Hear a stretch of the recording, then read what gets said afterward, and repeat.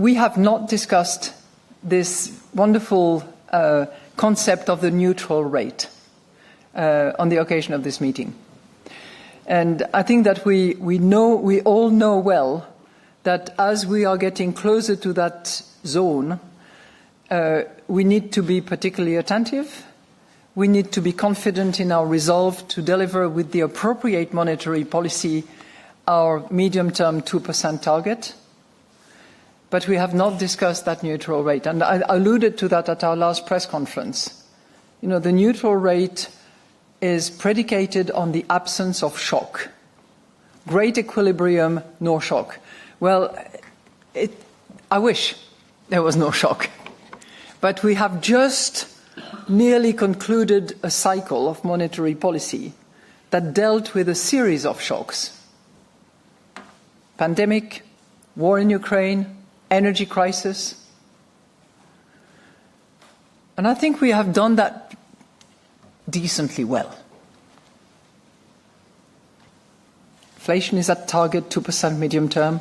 We are currently around 2%. Expectations are well anchored around 2%. And those elements that I told you repeatedly over the few last conferences was of concern to us, namely inflation on services, evolution of wages, evolution of profit. Those three elements are coming really in line with what our projections were in order to deliver on our 2% medium-term target. For the moment, we are facing significant uncertainty. You will read in the material, in the monetary policy statement, I think we quote uncertainty 9 or 10 times. It abounds. There is plenty of that.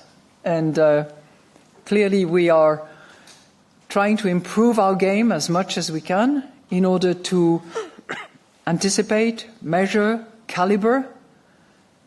But it's proving obviously quite difficult. And that's the reason you will be not only receiving our projection exercise, but also the scenarios which encapsulate some of the channels of transmission to growth and inflation. Some of them, not all of them. In particular, I would mention one that we discussed quite extensively during the Governing Council, which is the disruption of the supply chain. That is not included in any of our scenarios.